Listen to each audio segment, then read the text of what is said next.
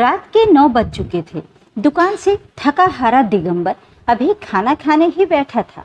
पहला निवाला तोड़कर अभी मुंह में रखा ही था कि अम्मा जी ने अपना रोज का बड़बड़ाना शुरू कर दिया। अरे कब से कह रही हूँ सबको कि मोनिका के ससुराल में क्या क्या देना है, जरा एक बार उसकी पर्ची तैयार करवा कर ला दो। बाद में एन मौके पर सब भागते फिरेंगे। ऊपर से मेरी दवाई भी कल खत्म हो जाएगी, लेकिन लाकर नहीं दे रहे। भगवान ने ऐसी औलाद दी है जो कोई काम समय पर नहीं करती। बस बैठे बैठे आराम की जिंदगी जीने की आदत हो गई है। खाना खाते खाते दिगंबर के हाथ रुक गए, मन कसैला हो गया। उसने एक नज़र अपनी पत्नी दीपिका की तरफ देखा पर कुछ कहा नहीं। पर दीपिका तो समझ गई कि दिगंबर का मन कसैला हो चुका है। पर पता नहीं क्या सोचकर दिगंबर ने कहा, अम्मा मनीष था ना घर पर, उससे कह देती वो ले आता। उसे भी तो थोड़ी सी जिम्मेदारी दिया करो। हाँ, बस अब छोटे भाई पर अपना काम डालकर अपनी जिम्मेदारियों से हाथ जोड़ लो। वो भी दिन भर भाग दौड़ करता है, फालतू बैठा नहीं रहता। जब देखो बस उसके पीछे पड़ जाता है। अम्मा ने एक बात की जगह 10 बातें सुना दी। जैसे तैसे दिगंबर ने एक रोटी खत्म की। आगे उससे खाते नहीं बना तो खाना खाते खाते से उठ गया और हाथ धोकर अपने कमरे में आकर लेट गया। दीपिका पीछे पीछे कमरे में आई और उससे बोली, आप खाना तो खा लेते, भला एक रोटी से कोई पेट भरता है क्या? मेरा पेट तो अम्मा की बातों से ही भर जाता है, रोटी की क्या जरूरत है? दिगंबर ने हल्की सी मुस्कुराहट के साथ कहा। दीपिका को समझ में आ चुका था कि दिगंबर ने खाना क्यों नहीं खाया। उसने धीरे से पूछा, आप कहो तो आपके लिए एक गिलास दूध ले आऊं? भला भूखे पेट नींद कैसे आएगी? नहीं, रहने दो, इच्छा नहीं है। तुमने खाना खा लिया? हाँ, बच्चों के साथ ही खा लिया था। ठीक है, मैं आराम करना चाहता हूँ। सुबह फिर जल्दी उठकर दुकान पर जाना है। तुम भी अपना काम पूरा कर जल्दी से सो जाओ, तुम्हें भी तो जल्दी उठना पड़ता है। कहकर दिगंबर बिस्तर पर दूसरी तरफ करवट कर लेट गया। इधर दीपिका चुपचाप रसोई में आ गई और अपना बचा हुआ काम निपटाने लगी। दीपिका को सचमुच दिगंबर के लिए बहुत बुरा लगता था। अम्मा जी की आदत थी, अक्सर दिगंबर जब भी खाना खाने बैठता तब कोई ना कोई बात को लेकर क्लेश कर देती थी। अम्मा जी के 2 बेटे थे, दिगंबर और मनीष, जबकि एक बेटी मोनिका थी। तीनों ही बच्चों का विवाह हो चुका था।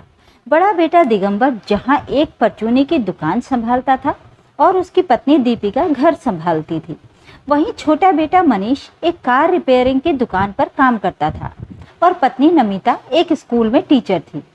दोनों पति पत्नी मिलकर कमाते थे, लेकिन हर महीने एक मुश्त 5,000 रुपये देकर अपनी जिम्मेदारी पूरी कर लेते थे। अम्मा इन्हीं 5,000 रुपयों पर नाज करती थी। इसके अलावा के सारे खर्चे दिगंबर को ही करने पड़ते थे, या यूं कहें कि अम्मा जानबूझकर दिगंबर से करवाती थी। उनका मानना था कि दिगंबर बड़ा बेटा है तो उसकी जिम्मेदारी ज्यादा है, जबकि दिगंबर का तो पूरा परिवार है, 2 बच्चे हैं। मनीष का परिवार तो अभी कहाँ बड़ा है, सिर्फ एक पत्नी ही तो है, और फिर दिगंबर की तो खुद की दुकान है, जबकि मनीष को तो किसी और की यहाँ नौकरी करनी पड़ती है, तो उसे ज्यादा काम करना पड़ता है। यहाँ तक कि कोई भी काम हो वो दिगंबर को ही कहती थी, क्योंकि मनीष तो हमेशा यही रोना रोता रहता था। आज तो सेठ जी ने बहुत काम करवाया है, मैं तो थक गया हूँ, शरीर में जान ही नहीं बची है। सचमुच किसी के यहाँ नौकरी करना इतना आसान नहीं होता है, जान निकाल लेते हैं आपकी।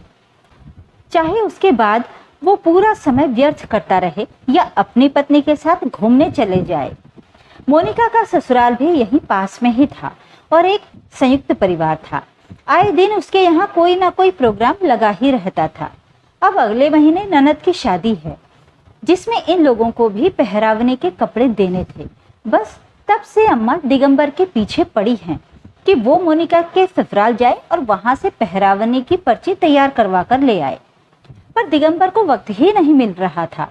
अम्मा जी की बड़ी अजीब सी आदत थी, जब भी दिगंबर खाना खाने बैठता उसी समय ये बातें शुरू कर देती, जिसे सुनकर दिगंबर खाना खाते खाते बीच में ही उठ जाता। लेकिन अम्मा जी थी कि चुप ही नहीं होती।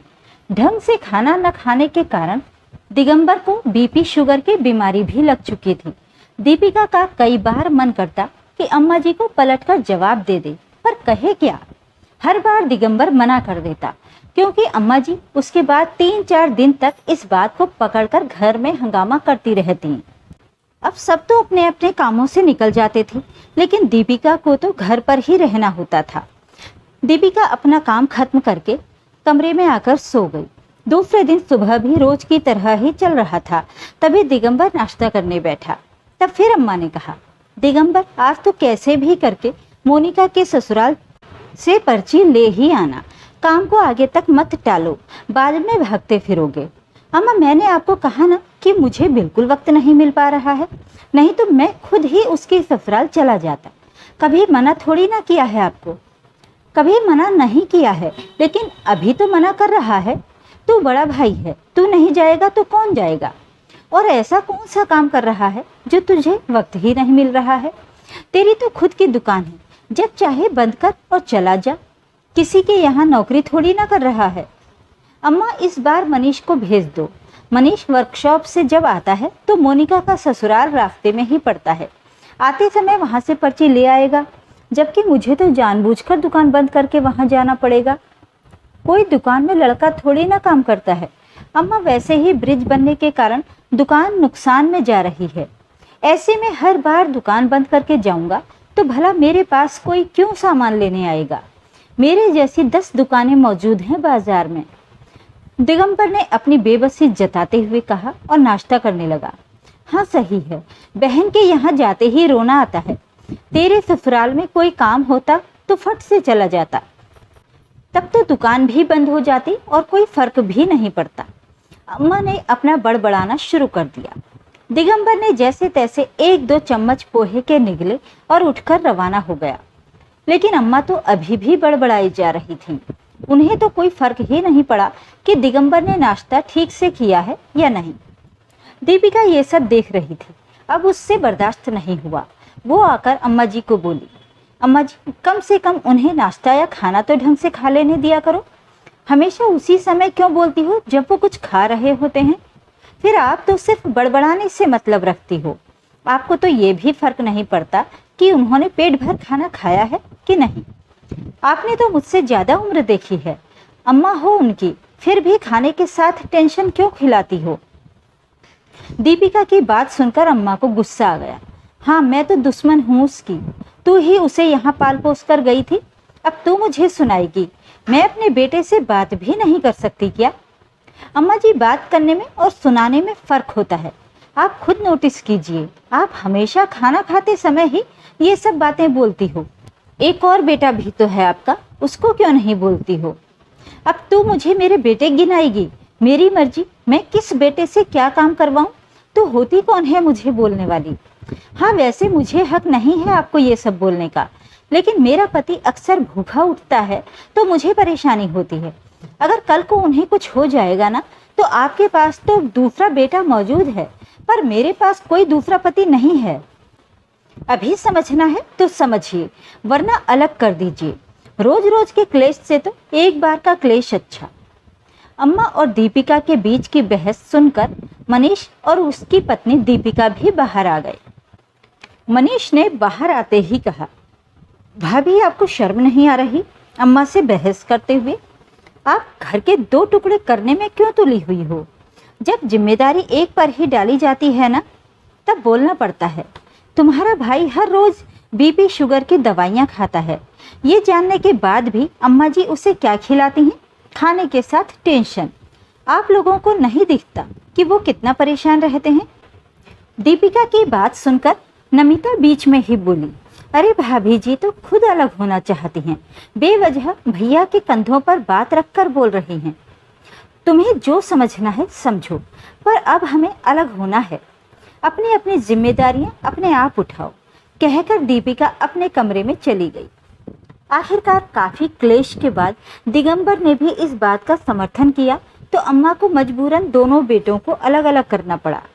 अम्मा जी छोटे बेटे बहू के साथ ही रहीं। अब अपने सिर पर जिम्मेदारी पड़ी तो अपने आप ही मनीष और नमिता को भी बात समझ में आ गई कि 5,000 रुपये में गृहस्थी नहीं चलती। वहीं अम्मा जी को भी समझ में आ गया कि बड़े बेटा बहू वाकई उनकी खूब सेवा करते थे।